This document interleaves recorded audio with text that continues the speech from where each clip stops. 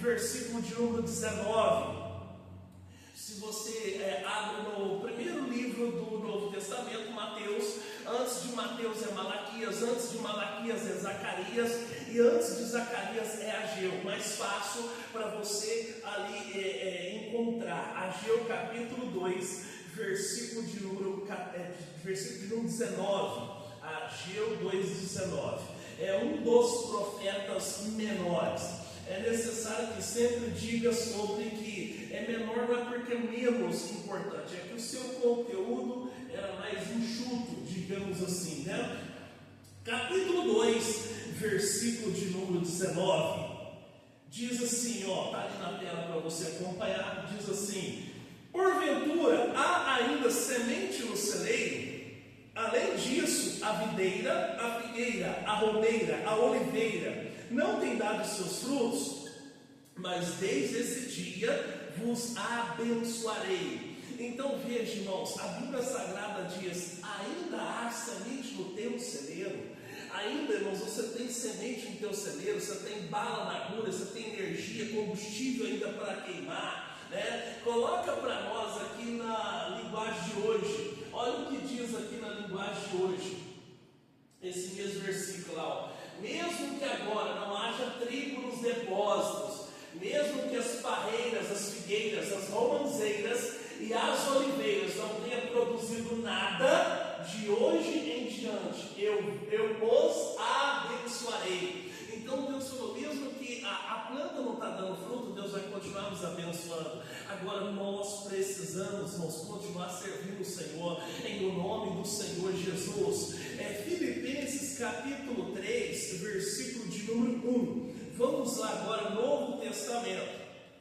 Você está em Ageu, bem-vindo, né? Na sequência, Zacarias, Malaquias, Mateus, Marcos, Lucas, João, Atos, Romanos, Coríntios, Gálatas, Efésios, Filipenses. Filipenses capítulo 3, versículo de número 1. Capítulo 3 de Filipenses, versículo de número 1. Vamos lá. Diz assim, amém? Diz assim: resta, irmãos meus, que vos regozijeis no Senhor. Não me aborreço de escrever-vos as mesmas coisas, e é segurança para vós. Então, irmãos, o apóstolo Paulo, quando ele escreveu para a igreja de Filipenses, é uma carta coletiva para toda a igreja, né? Por exemplo, nós estamos na cidade de Caçapava. Quem nasce em Caçapava é caçapavense, e quem nasce em Filipos era filipenses, né? E aí ele manda essa carta, irmãos. O Paulo estava preso quando ele escreve essa carta, né? As 7 igrejas da Ásia, as 6 pararam de ajudar Paulo financeiramente, patrocinar o ministério de Paulo. A igreja de Filipenses fez muito mais, irmãos, porque ele se torna uma figura polêmica, né? E você, quando você não tem total noção do que acontece, você ainda tem dúvida, é natural que você fiquei meio suspeito disso aí. A igreja de Filipenses, ela não só continuou mandando as ofertas para o ministério de Paulo, como também ela supriu a ausência das 6 outras igrejas. Por 16 vezes o Paulo repete nesse livro, que tem só 4 capítulos, né? O Paulo repete que ele está feliz. Não por causa de estar recebendo lá a oferta financeira. Paulo está feliz por quê? Porque era uma igreja madura, uma igreja que soube olhar além das evidências primárias, né? Soube olhar além do que ele se tornou uma pessoa polêmica e tal. E aí ele fala: resta, irmãos meus, que vos regozijeis no Senhor. Falou: o que nós temos que fazer de resto?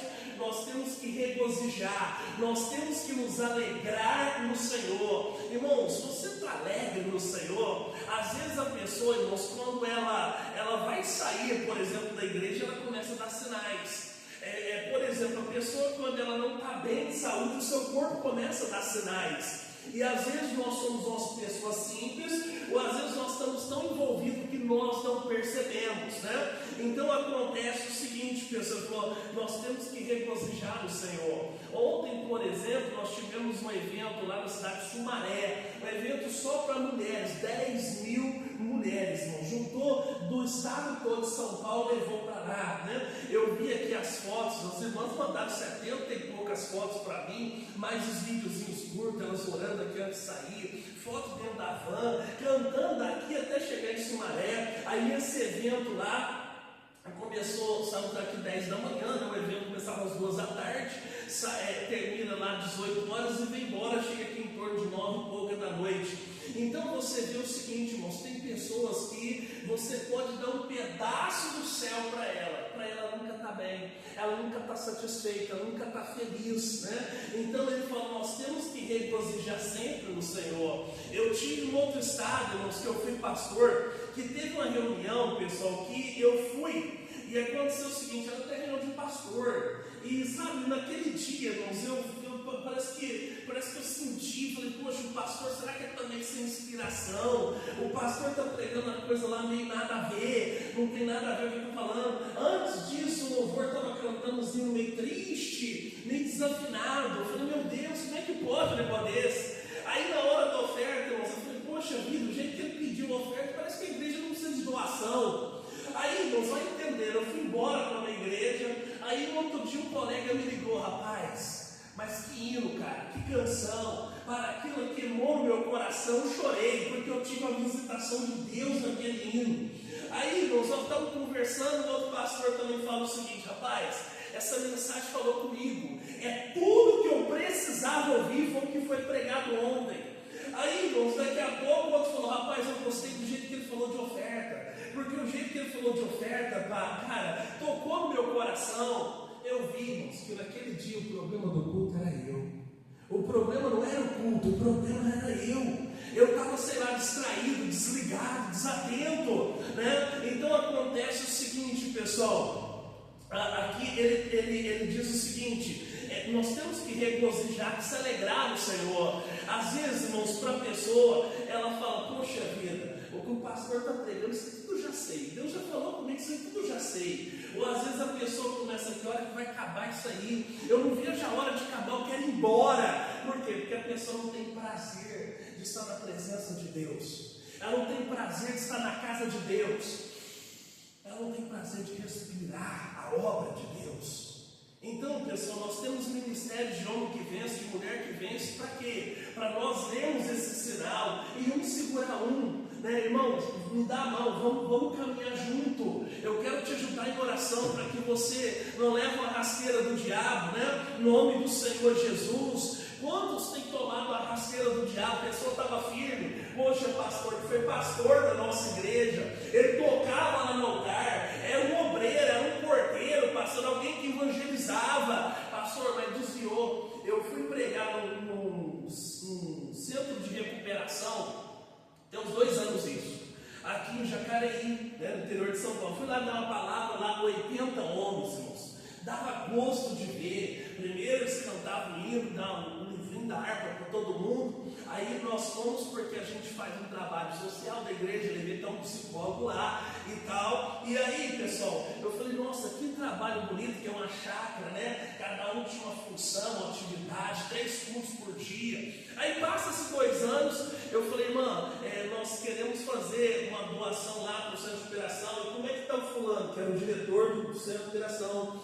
Aí eu falei, pastor, eu não te conto nada. Aí o diabo deu uma rasteira nele, caiu, voltou a beber de novo, voltou a fumar droga de novo, abandonou a esposa, está morando na rua. Então essas coisas, infelizmente, irmãos, não deveria, mas acontece. Por quê? Porque nós temos que perceber quando alguma coisa não está bem. O seu corpo, pessoal, te dá um sinal, ele te dá uma febre. A febre, irmãos, é sinal que alguma coisa não está bem em você. É sinal de 2 características principais. Ou é uma infecção, ou é uma inflamação. Alguma coisa está infeccionada, ou alguma coisa está inflamada, não está desconforme, né? Então nós temos que detectar isso em nome de Jesus. Se a pessoa, geralmente é fácil de você me ler. Por quê? Porque eu falo muito gesticulando, eu converso muito com as mãos. O dia que eu estou assim, você falou, o pastor está tímido, está travado. Agora tem pessoas que é mais difícil você ler. Então nós temos que pedir e falar, Deus, me dá direção, para que nós não percamos o que nós já temos ganho. Às vezes nós queremos abraçar, ganhar a cidade toda, Mas nós temos que lutar para não perder o que nós já conquistamos, o que nós já ganhamos. Cuidar da família de Deus, da casa de Deus, em nome de Jesus. Aí ele continua dizendo: não me aborreço de escrever-vos as mesmas coisas, e é segurança para vós.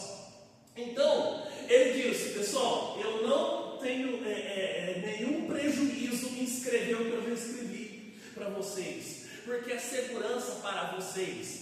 Então acontece que o nosso Deus, irmãos, ele trabalha com método recompensa. Método recompensa. Quando Deus deu os 5 primeiros livros para Moisés escrever, os chamados Pentateucos, Gênesis, Êxodo, Levítico, Números, Deuteronômio, você vê que o que Deus falou no livro de Levítico, ele repetiu as leis em Deuteronômio. Tanto que esse nome que dá até o nó na língua, parece que você está orando em línguas, Deuteronômio, significa repetição das leis. Então Deus trabalha com método, com repetição. Deus trabalha com recompensa. Por exemplo, o livro de Números. Por que tem esse nome Números, pastor? Porque tem 2 contagens do povo de Deus, uma no começo e outra no meio. Deus poderia ter dito: não, já sei quanto tem, já contou, tá bom. Não, ele fez a questão de confirmar novamente. Aí que está o detalhe, irmãos, o tempo vai passando. Às vezes você está uma década, 10 anos, está 2 décadas, 20 anos, ouvindo a mesma coisa. Fala: pastor, eu cansei de ouvir o senhor pregar sobre o cego de Jericó, pelo amor de Deus. Mas aí que está, pessoal, nós não podemos cansar do dom de Deus. Tem cultos aqui à tarde, por exemplo, durante a semana, que eu faço uma pessoa, e eu faço com entusiasmo, como se tivesse a igreja cheia. Por que isso, pastor? Porque nós não podemos perder, irmãos, a paixão. Porque se você perde a paixão, irmãos, você perde, não tem longevidade se não tem paixão. Tem pessoas perdendo a paixão. Meu Deus do céu, de novo isso. Nós temos que vir na casa de Deus, mesmo que seja a 1000ª vez, como se fosse a primeira. Louvado seja Deus, Deus falou no meu coração. Irmãos, eu prego para toda a igreja. Eu costumo dizer que eu sou só o mensageiro. Deus é o dono da mensagem. Deus pode falar toda a mensagem com você, como pode falar só uma partezinha. Aquela partezinha, irmãos, é o que você precisa para tomar posse da bênção, para você alcançar o melhor de Deus em nome do Senhor Jesus. Se nós não ouvirmos a palavra de Deus, nós nos corrompemos. O culto, pastor, é ótimo, é gostoso o louvor, é boa a oração, mas se não tem a palavra de Deus, não é um culto, é uma reunião, como às vezes reúne lá o síndico lá do prédio, com os condôminos, reúne lá o presidente do bairro, reúne para tantas outras coisas, irmãos, mas é um culto a Deus quando se é pregada a palavra. Irmãos, se você não tem a palavra de Deus, você se corrompe. Jesus, ele veio a esse mundo não só para nos arrebatar do fogo do inferno. Não foi só por causa disso que Jesus veio. Jesus veio para nos salvar de nós mesmos, da natureza caída do ser humano. Eu te dou um exemplo para você. Quem tem filho pequeno, por exemplo, 2 aninhos, às vezes o filho vê a mãe segurando o bebê, irmãos, ele já vem empurrando a mãe de ciúmes. Ninguém ensinou para ele esse sentimento, mas ele tem ciúmes. Acontece, irmãos, que eu tenho 2 filhos, diferença de 6 anos um do outro, irmãos. Quando nasceu o caçula, irmãos, o outro tinha 6 anos, ele ficou com febre, teve que dormir com a mãe, ficou meio moadinho no canto, dessa forma. Jesus, ele não veio só para nos salvar, arrebatar do fogo do inferno, para salvar de nós mesmos. Como que pode, às vezes, uma comunidade onde opera o tribunal do crime, coloca um indivíduo dentro de um pneu, se coloca gasolina e taca fogo? Como que pode, irmãos? Às vezes acontece que existem pessoas que não aceitam o fim do relacionamento, vai lá no trabalho da mulher e joga alguma coisa química para queimar a pessoa, fala: se não é meu, não vai ser de mais ninguém. Como é que pode, por exemplo, irmãos, um homem adulto abusar de uma criança, seja o pai, o padrasto, o avô, que seja? Como é que pode? Jesus veio para nos salvar de nós mesmos, da natureza humana, Em nome do Senhor Jesus. Irmãos, se não há conversão, nós nos tornamos o lixo que nós éramos antes. O que é conversão? Você está indo para cá, e aí de repente você converte, você faz uma conversão, é uma mudança de direção. Agora você está indo para cá. Então, irmãos, não tem salvação se não há conversão. Às vezes a pessoa acontece o seguinte, ela vem à igreja, só que ela faz tudo o que o ímpio faz. Ela bebe, ela fuma, ela xinga, ela amaldiçoa, esbraveja, ela murmura. Não houve uma conversão. Se não houve conversão, não há salvação, né? A pessoa passa a ser igual ou pior do que ela era antes, né? Então tem uns que o diabo dá uma rasteira, pessoal. Então nós temos que olhar para Jesus. Pastor, é que eu vi coisa errada dentro da igreja, pastor. Eu vi um mau exemplo. Você vai ver, pessoal, mas você vai convir comigo que apesar de ter coisa errada, às vezes não é nem intencional, às vezes é por dolo, né? É por culpa, não é por dolo, é por culpa. A igreja é o melhor lugar para você criar seu filho, criar na presença de Deus, em nome de Jesus, né? Há um preço a pagar. Aí, pastor, criou lá na rua, depois cresceu rebelde, tem que criar na presença de Deus, em nome do Senhor Jesus. Precisamos conhecer o Senhor. Aí ele fala o seguinte: eu não aborreço, não fico aborrecido, não me dá cansaço, não me dá nervosismo escrever as mesmas coisas, e é segurança para vós. Às vezes, não tem pessoas que eu tenho que falar 10 vezes para ela começar a ouvir uma. Agora tem pessoa não. Tem pessoa que ouviu uma vez só e pronto, já é o suficiente, já basta. A igreja é para ser o que, irmãos? O corpo de Cristo. A igreja é para ser o que, irmãos? O hospital espiritual em nome de Jesus, em todo tipo de pessoas. E ela sai abençoada e recebe uma palavra em nome de Jesus. Você está em Filipenses, Mateus capítulo 13, versículo 51. Vamos lá, Mateus 13, 51. Capítulo 13 de Mateus.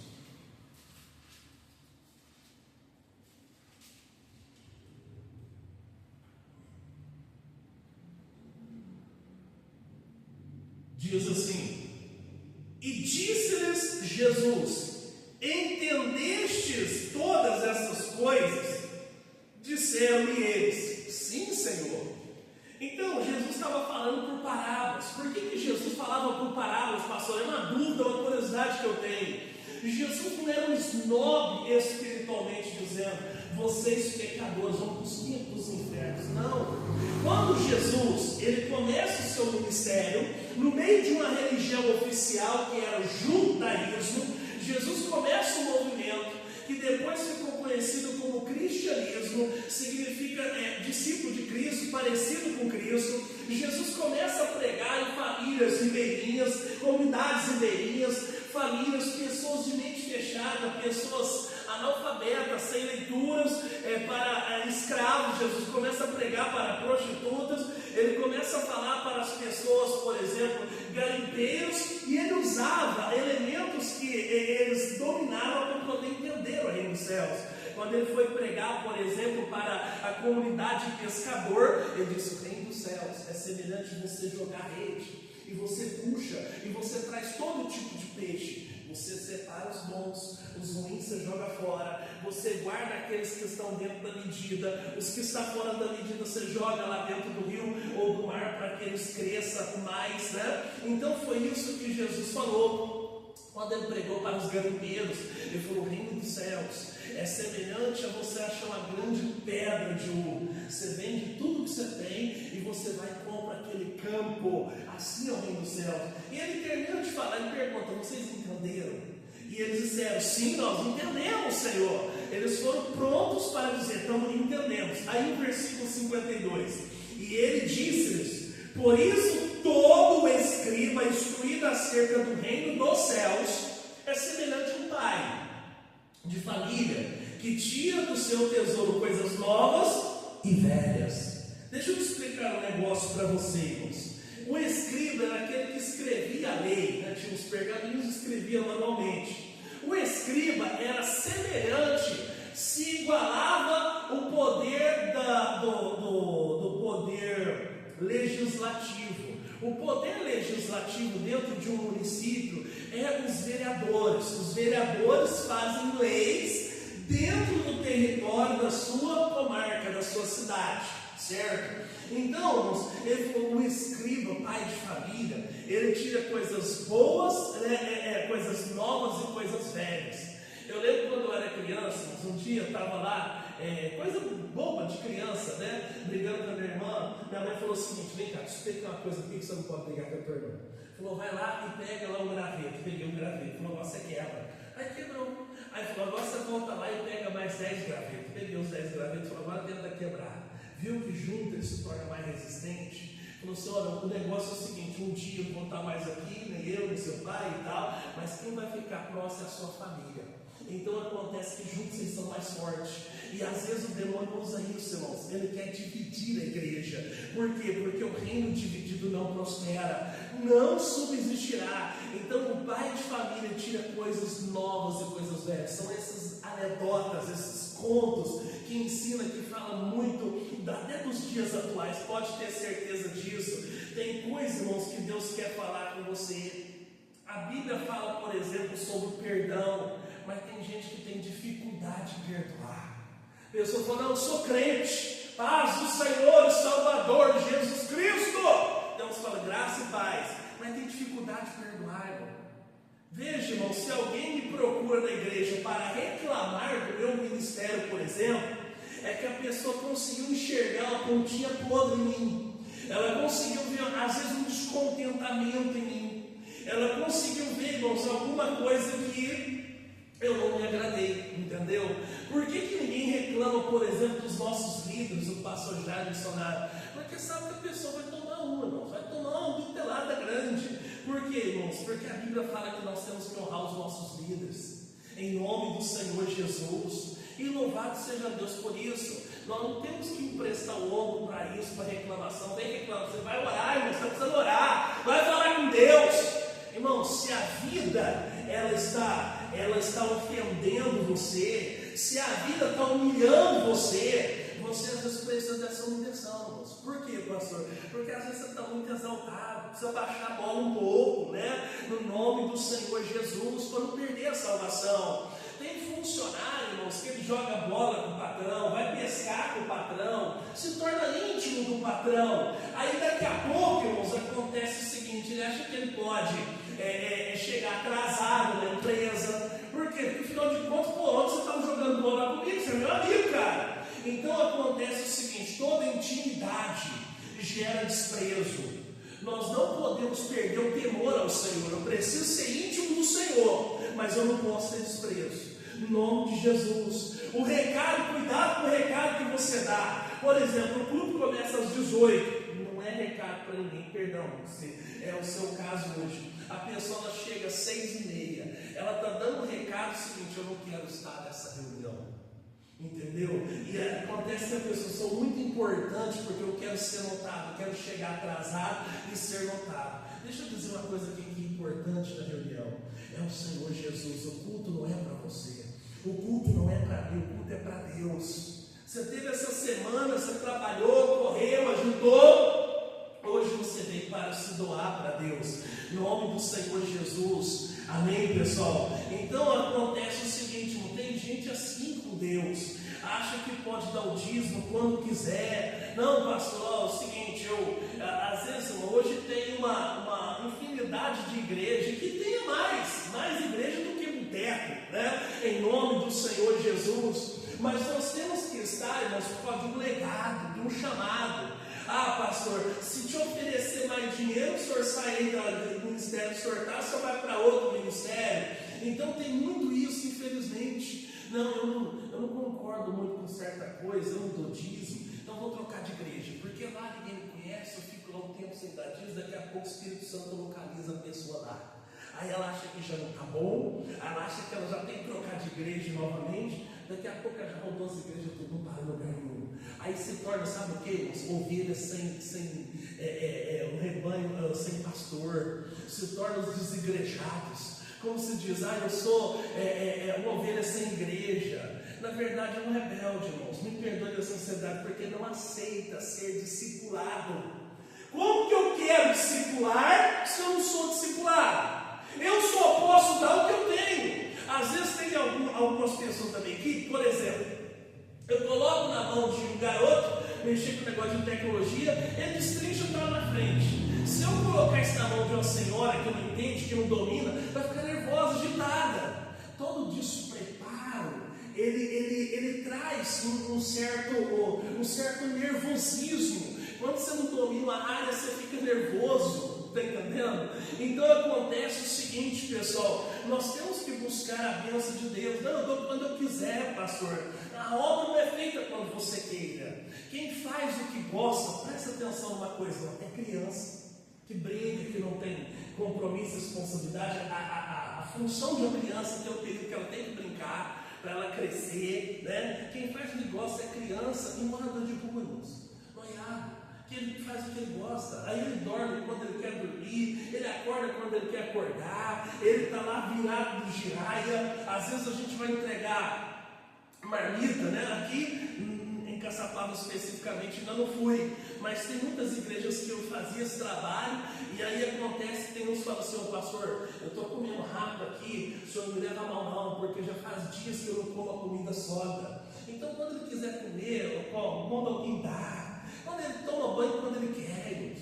Isso é quem faz o que quer. O apóstolo Paulo diz o seguinte: o que eu quero fazer, não faço. E o que eu não quero fazer, isso eu faço. Então, pessoal, nós temos o quê? Temos um pastor. E qual que é o pastor, irmãos? Que é o nosso Senhor e Salvador Jesus Cristo. Mas Deus estabeleceu pastores. Então, pastor, é ditadura? Não, pessoal, o pastor está para quê? Para apacentar, em nome do Senhor Jesus. Então, nós precisamos, tem pessoa que fala assim, pastor, essa pregação eu já sei tudo, né? Às vezes a pessoa fala, meu chinelo furou, arrebentou. Por quê? Porque parou de dar oferta na casa de Deus, parou de ofertar. Tem pessoa que fala, isso aí é demônio, pastor. Isso aí é demônio. Eu falo, sem dúvida, eu concordo com a pessoa que a função do diabo é matar, roubar e destruir. Mas tem gente que acha demônio em tudo quanto é coisa, irmãos. Deu um vendaval lá esses dias na região de Ribeirão Preto. Isso é demônio, pastor, final dos tempos. É Deus, é Bum, é o anticristo. Tem gente que vê demônio em tudo, irmãos. Só não vem sexta-feira para orar, para libertar. Todo mundo tem demônio, menos ela. Tem gente que a culpa sempre é do outro. Não para emprego. E a culpa, não, porque mandaram embora. Porque, sai de lá, Deus me livrou, livra os seus lá. Porque era um bando lá de safado, sem vergonha, macumbeiro, fofoqueiro. Sempre a culpa é do outro. Vive batendo o carro. A cidade, o trânsito todo, a culpa se foi o outro que bateu em mim. Mas tem que ver se você não está freando bruscamente, aí vem o outro no avião e bate na sua traseira. Meu Deus do céu! Né? A culpa sempre é do outro, que não foi com a minha cara, não persegue, não gosta de mim. Fala, mas você tem um demônio então, cara, porque quando você vai, não gosta de você. É claro que nem Jesus agradou a todos, mas não é possível, se eu tenho o brilho de Deus, se eu sou de Deus, não é possível que ninguém vai gostar de mim, irmãos. Né? Pastor, é o seguinte, tem gente que não foi com a cara do Senhor. Irmão, no meio de 100 mil pessoas, não é possível que Deus não tenha aqui 1% dessa população para dar para mim, pessoal. Né? Em nome do Senhor Jesus, de 100 mil arredondando, 100 mil, 10 mil seria 10%, 10% de 10% seria 1%, 1000 membros. Olha que Deus, em nome do Senhor Jesus. Não é possível que Deus não tenha 1000 pessoas que vai gostar. Será que eu sou tão desgramado assim na vida? Né? Dessa forma. Então, pessoal, tem gente que vê demônio em tudo, mas não vem sexta-feira para orar, pessoal. Demoniza todo mundo, mas não vem para se libertar. Né? Então acontece o seguinte: não existe mentirinha para o bem. Não, pastor, eu sou um vendedor, se eu não mentir, eu não vendo. Então troca de ofício, de profissão. Coloca para nós João capítulo 8,44. Olha o que diz João 8,44 aí, irmãos, que sobre mentira. Vós tendes por pai ao diabo, misericórdia. Então Jesus está chamando de filho do diabo. E quereis satisfazer o desejo do vosso pai. Quando você mente, você está querendo satisfazer o desejo do seu pai.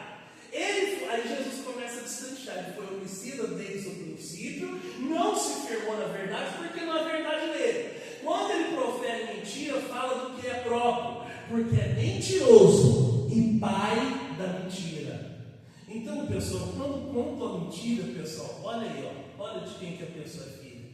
Nós temos que ser filho de Deus, falar a verdade em nome do Senhor Jesus, para Deus abençoar. Você está em Mateus, Lucas 22, 41. Mateus, Marcos, Lucas 22, 41.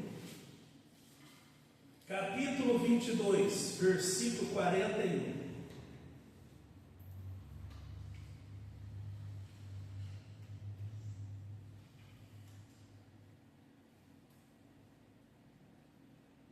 Diz assim, ó: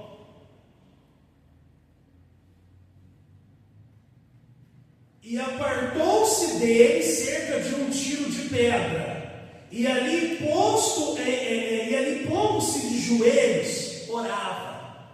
Então, irmãos, o Senhor Jesus traz os discípulos lá para o jardim de Getsemane, significa o espremer da azeitona, esse nome. Jesus deixa os discípulos ali, ele toma a distância de um tiro de pedra, mais ou menos 5 metros daqui lá na parede. E a Bíblia fala que ele dobra o joelho e ele orava.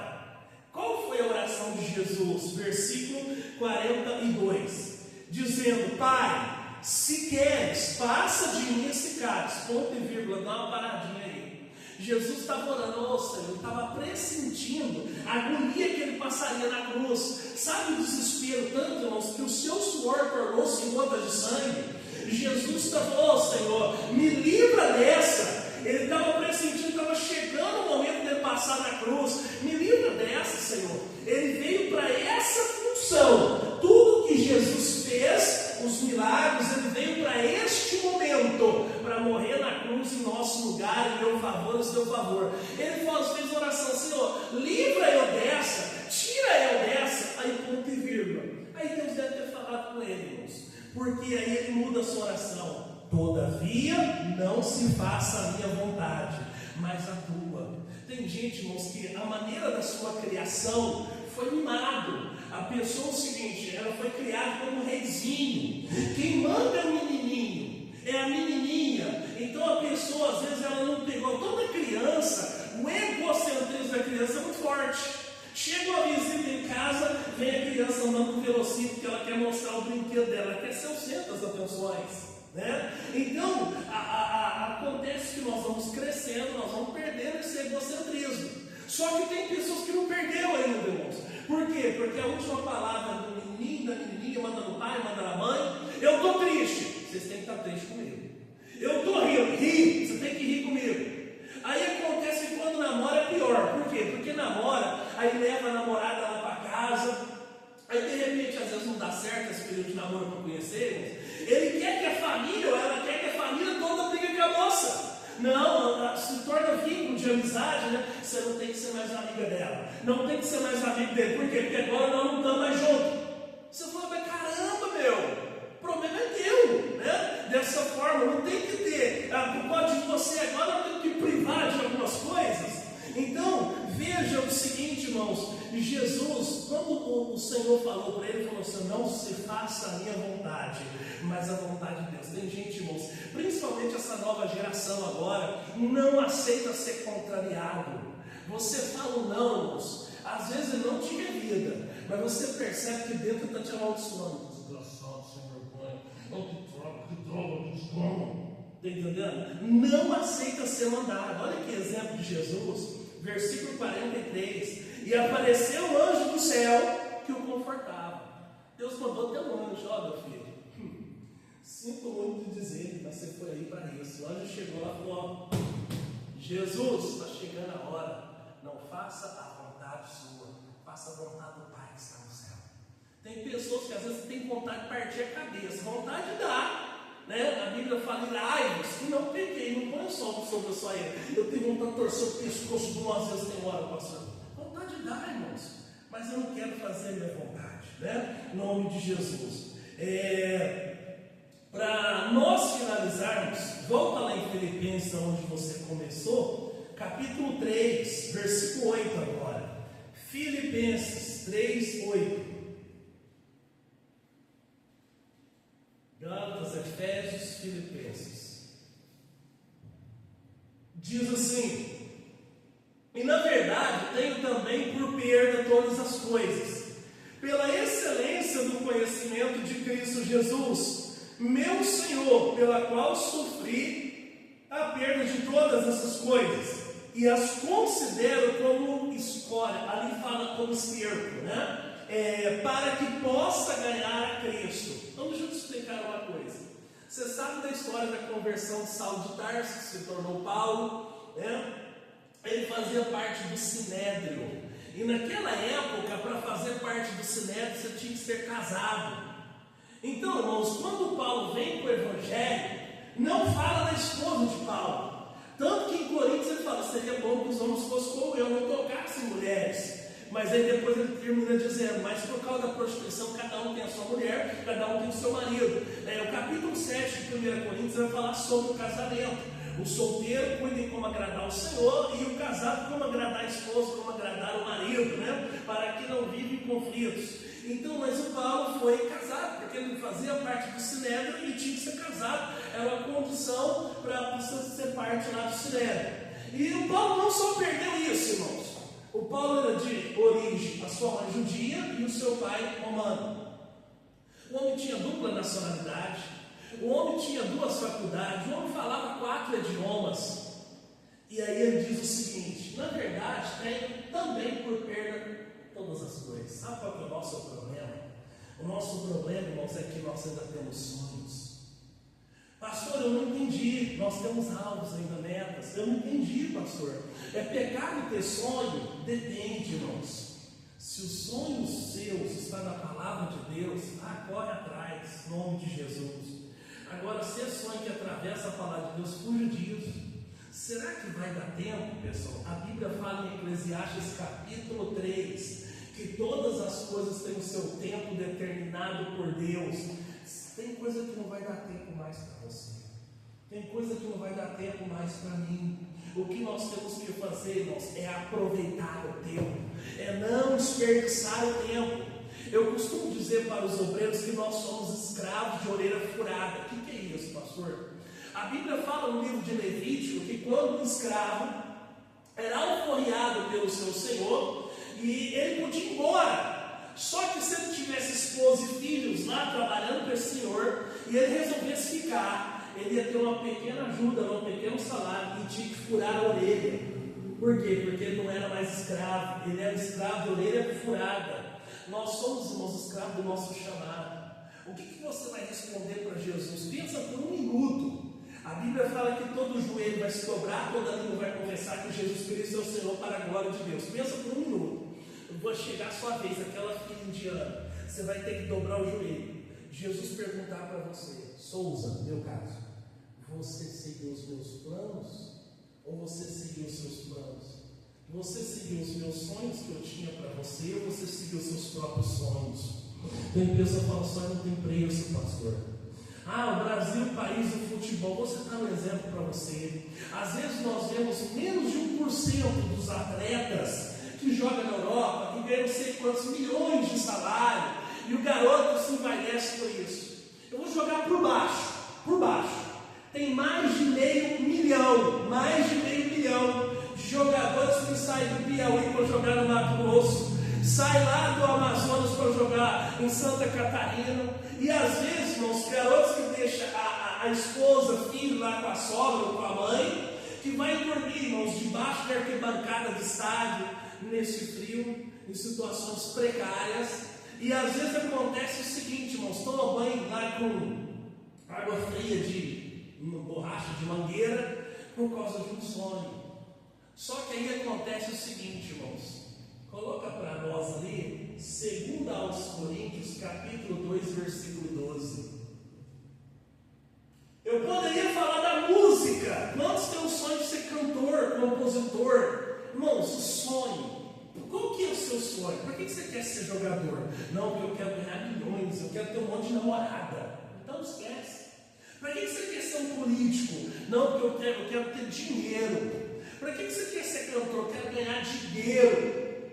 Então, irmãos, tudo que você for fazer, se o objetivo principal for a grana ou o dinheiro, esquece, vai fazer outra coisa. Eu quero ser pastor igual o senhor. Então se prepara para você não ganhar dinheiro, você ganha almas para o reino de Deus em nome do Senhor Jesus. E glória a Deus. Ora, quando cheguei a Troade para pregar o Evangelho de Cristo e abrir-se uma porta do Senhor, então preste atenção, irmãos.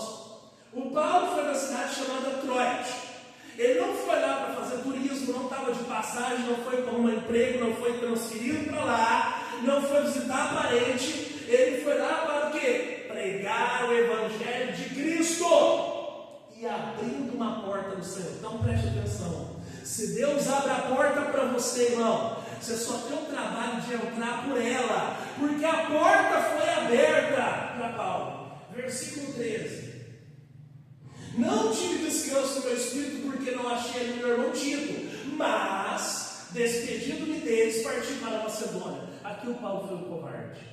Por quê? Porque a tensão que estava lá na cidade de Troia afetou o espírito de Paulo. Cadê o Tito? O Paulo confiava tarefas difíceis para Tito. Ele não encontra lá o Tito. Quando tinha um problema nas igrejas da Ásia, manda o Tito que o Tito resolve. Não encontra o Tito, aquela tensão afetou o espírito de Paulo. Ele despediu das pessoas: Pai do Senhor, graça e paz, fica na guerra aí, e voltou para Macedônia. Aqui o Paulo foi um covarde, irmãos. Por quê? Porque Deus abriu a porta para ele. Se Deus não abrir a porta, o jogador não vai ser um profissional. Se Deus não abrir a porta, o político não vai ser eleito. Se Deus não abrir a porta, o cantor não vai ser famoso. Se Deus não abrir a porta, vai esmurrar a vida toda. E quantos têm esmurrado a vida toda? E se Deus não abrir a porta, você vê propaganda eleitoral gratuita. O cara, eu vou ser vereadora para daqui, fazer um trabalho de saúde, do casal, não tem o quê. Passa-se 2 anos, você é deputado, não sei o que, saúde, educação, não sei o que. Entendeu? Porque Deus não abriu a porta. Você esmurra, mas Deus tem que abrir a porta para se conhecer a Deus. Agora volta lá para nós terminarmos Filipenses 3:8. Para se conhecer a Deus, irmãos, nós temos que perder tempo estudando, persistindo, orando, buscando constantemente. O vício, me perdoe da palavra, é uma desgraça. Porque o vício, irmãos, quando se fala de vício, você pensa no cara noiado, você pensa no que bebe, no que fuma cigarro, isso tudo é vício. Vício é tudo aquilo que você não consegue ficar sem, irmãos. Às vezes, irmãos, aqui na nossa igreja, eu já peguei casos assim. O camarada às vezes toma remédio, tem que ir no banheiro de vez em quando, não pode entrar no banheiro, porque tem alguém lá no banheiro mexendo com o celular. Ou outro às vezes está lá na cozinha, lá no escuro, mexendo com o celular. É um maldito vício. Deixa eu dizer uma coisa para você: tem pessoa viciada no joguinho, viciada na internet, viciada nas redes sociais. O dia tem 24 horas. A desculpa que o diabo coloca na nossa cabeça: sua vida é corrida, Souza. Você tem que cuidar, você tem que trabalhar, Souza. Você não pode, você não tem tempo. Irmãos, tempo é a única coisa mais difícil de administrar na vida do que dinheiro. Tempo você não consegue armazenar, não consegue guardar para outro dia, não consegue enlatar. E o relógio ele corre, irmão, não espera ninguém. O relógio está sempre trabalhando. Agora veja bem, se nós temos 24 horas por dia, tira uma para dar para Deus. Mas eu não tenho tempo, pastor. Irmãos, você tem 24 horas por dia, tira uma para dar para Deus. Como você vai fazer? Eu não sei, irmãos. Hoje, agora foi aprovada essa nova escala, né, que trabalha, folga 2 dias, né, trocou a escala 6x1, 6x2, aquela coisa toda. Você tem mais tempo. Tem pessoas, irmãos, que tem no mínimo, 1 hora de almoço. Você, por mais que você mastiga devagar, você não consegue comer em 1 hora, irmãos. É 25 minutos, meia hora para estourar. Você tem meia hora que sobra. Seja o Senhor do seu tempo. Sabe qual que é o nosso problema do brasileiro? A gente distrai, vislumbra com muita coisa. Nós não somos disciplinados. E por não sermos disciplinados, tem até uma mensagem que eu dei aqui esses dias: é disciplina ou arrependimento. Se você não disciplina hoje, você vai arrepender mais tarde. Irmão, sacrifica hoje para você conquistar o seu futuro amanhã. Então, pessoal, nós não temos disciplina. Precisamos de disciplina. Pastor, eu estou aprendendo um curso de inglês. Senta lá no computador, daqui a pouco dá um somzinho lá, chegou um e-mail. Deixa eu ver aqui o e-mail, pode ser importante. Aí de repente você fala assim: olha, deixa eu olhar ali o Facebook, deixa eu olhar ali o TikTok, deixa eu olhar o Instagram. Daqui a pouco, irmãos, você é uma pessoa que você não tem concentração. Às vezes o que te prende é o joguinho, é o mundo virtual. Tem gente, irmãos, que foi feita até uma pesquisa, 45% do crente das igrejas está envolvido com tigrinhos. Pessoal, o mundo virtual é uma desgraça. Por quê, pastor? Porque o cidadão está lá jogando isso. Aí acontece o seguinte: rapaz, não vi. Aí eu tenho que começar tudo de novo. Eu estava quase zerando, estava na fase 4. Eu tenho que chegar na fase 8, eu tenho que bater o recorde. Fase 10 eu zerei o jogo. Aí a esposa fala: meu bem, eu preciso de R$4 para comprar o leite do nosso filho. Ah, não tem. Aí daqui a pouco você fica meio tristinho. Aí ele volta para o mundo virtual e lá ele é um vencedor. Ele está passando de fase, está subindo. Daqui a pouco, irmão, meu bem, eu tenho que pagar a conta de água, de luz e de internet. E você não trabalhou, como é que faz, meu bem? Não, mas eu estou zerando aqui de fase. Eu estou arrebentando aqui de fase. Gasta tempo com Deus. Gasta tempo com Deus. Em nome do Senhor Jesus. Procura ler a Bíblia. Eu me propus a ler a Bíblia de novo pela 12ª vez.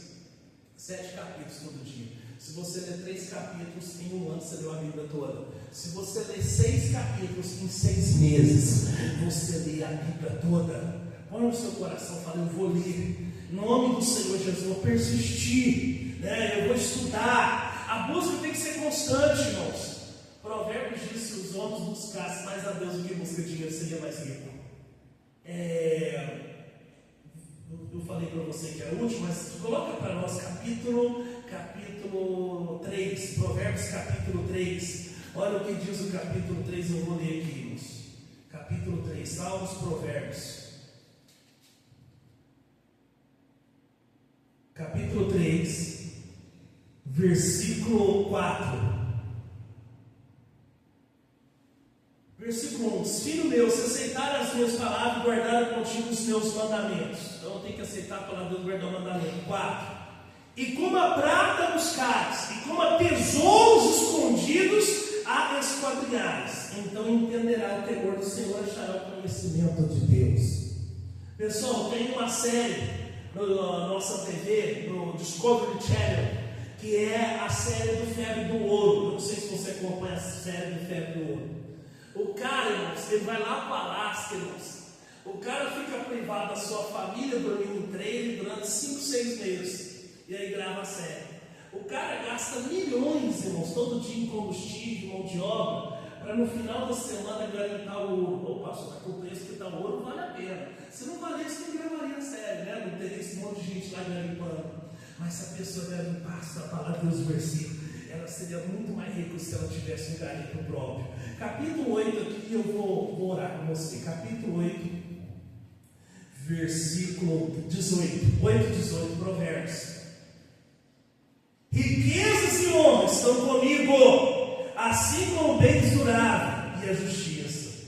Melhor é o fruto do que o ouro fino, do que o ouro refinado. As minhas novidades são melhores do que a prata escolhida. Então, irmãos, a Bíblia fala que riqueza e honra está com Deus, então tem que buscar Deus. Ele fala que bens duráveis. Não adianta Deus dar um bem, você perder o outro, né? Melhor é o fruto do que o ouro fino, né? Então eu quero o fruto que eu estou plantando, eu quero as novidades de Deus para a minha vida. Por mais que você programa a sua segunda-feira, Deus tem novidade para você. Amém, pessoal? Vamos ficar de pé. Os obreiros vão dar para você o versículo aí. Esse aqui, pessoal. Em nome de Jesus. Isso.